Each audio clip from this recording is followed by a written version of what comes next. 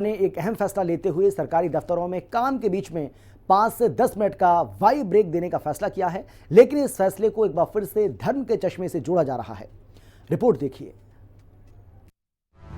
अगर हम मुसलमान ये कहते हैं कि नमाज, जुमे की नमाज के लिए आधे घंटे का ब्रेक दे दो, तो बड़ी तकलीफ होती है। आज उत्तर प्रदेश में योगा डे पर विवाद आसन।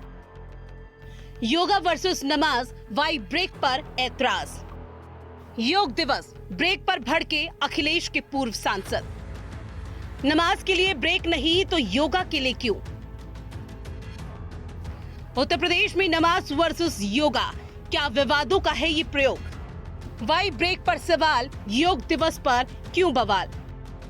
योग दिवस से पहले विवाद का वार्षिक एपिसोड शुरू हो चुका है। योग क्यों करें? नमाज तो योग जैसा ही है। योग को जबरन थोपा जा रहा है। ऐसे ही दलीलों के साथ मुस्लिमों के धर्मगुरु मैदान में कूद चुके हैं। योग को हिंदू धर्म से जोड़कर योग के बॉयकॉट की तैयारी की जा रही है। वहीं दूसरी तरफ कई मुस्लिम धर्मगुरुओं की तरफ से इसे महज सियासत बताई जा रही है। लेकिन पहले आप जरा ये समझिए कि आखिर वाई ब्रेक है क्या? क्या है वाई ब्रेक? 5-10 मिनट का छोटा सा प्रोटोकॉल। गर्दन घुमाना, कंधों को घुमाना, पीठ को मोड़ना, गहरी सांस लेना और 2 मिनट का सरल ध्यान शामिल। कुर्सी पर बैठे बैठे भी किया जा सकता है योग। इसे डेस्क योग कहा जाता है। वहीं योग का विरोध करते करते समाजवादी पार्टी के सांसद एसटी हसन 2 कदम आगे निकल गए। उन्होंने सरकारी कर्मचारी को 10 मिनट के ब्रेक पर सवाल उठा दिए। उन्होंने भी योग को लेकर हिंदू मुस्लिम वाला हथियार चुना। दलीलें दी, जैसा योग वैसा नमाज वाली। लेकिन उनको लगता है कि जब ब्रेक की मांग जुमे की नमाज के लिए उठती है तो कई लोगों को तकलीफ हो जाती है। ये तो बड़ी अजीब और गरीब बात हो रही है कि ऑफिस में आप ब्रेक दे दें। योगा डे के लिए योग का तो घर पे भी हो सकता है कि योगा करके घर आए ऑफिस या बाद में जाके कर लें। अगर हम मुसलमान ये कहते हैं कि नमाज, जुमे की नमाज के लिए आधे घंटे का ब्रेक दे दो, तो बड़ी तकलीफ होती है। लेकिन योगा के लिए ब्रेक दे रहे हैं। नमाज में भी तो एक तरह से योगा वाली ही एक्सरसाइजेज हैं। तो मैं समझता हूँ कि ये चीज़ें सब हमारे हिंदू भाई भी समझ रहे हैं कि हर जगह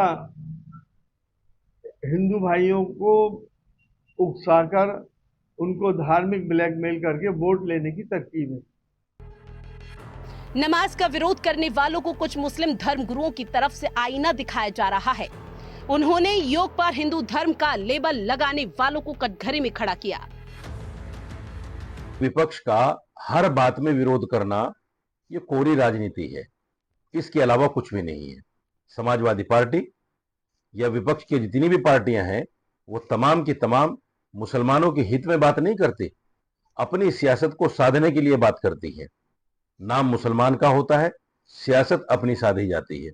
इसलिए मुसलमानों को सोचना पड़ेगा कि ये सियासत साधने वाले लोग मुसलमानों के हितैषी नहीं हैं।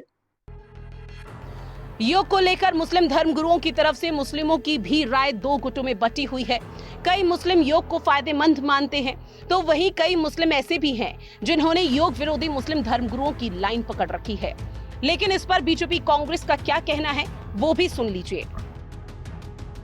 अरे कम से कम आज तो आप इस मिशन में शामिल हो जाते, आज तो आप विरोध न करते। और आप ही के एक नेता ने उसको जो है फौरन नमाज से जुड़ा दिया, उसका जो है फौरन जो है उससे टकराव नमाज से कर दिया।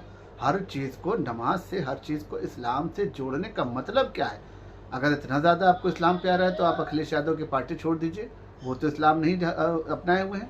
तो इस तरीके की बातें एसटी हसन साहब आपको करने से बाध आना चाहिए, और अखिलेश यादव जी को भी हर काम में भारतीय जनता पार्टी का विरोध करने से भी बाध आना चाहिए। योगी आदित्यनाथ जी ने जो अभी घोषणा योग दिवस पर की कि प्रत्येक कार्यालय में 5 मिनट का योग का कार्यकाल अलग से होना चाहिए, मैं पूछना चाहता हूँ योगी जी, योग प्रातःकाल सूर्योदय के समय होता है या दोपहर के कार्यकाल में? ये केवल झूठी प्रशंसा पाने के लिए सरकार केवल इस पर राजनीतिक प्रपंच न फैलाए, क्योंकि ये अगर बात करनी है योगी जी को तो शिक्षा के स्तर को बढ़ाने की बात करें। योग का डंका पूरे विश्व में बज रहा है। भारत की पहल की वजह से 11 साल पहले साल 2014 में यूएन में 21 जून को अंतर्राष्ट्रीय योग दिवस मनाने का फैसला लिया गया था। सरकार की कोशिश ये है कि योग के इस छोटे से ब्रेक से लोगों की सेहत का भी ख्याल रखा जाए, लेकिन समाज के कुछ लोग इसे भी धर्म से जोड़ रहे हैं। ब्यूरो रिपोर्ट, हिंदी खबर। और फिलहाल इतना ही। छोटे से ब्रेक के बाद फौरन लौटेंगे। आप देखते रहिए हिंदी खबर।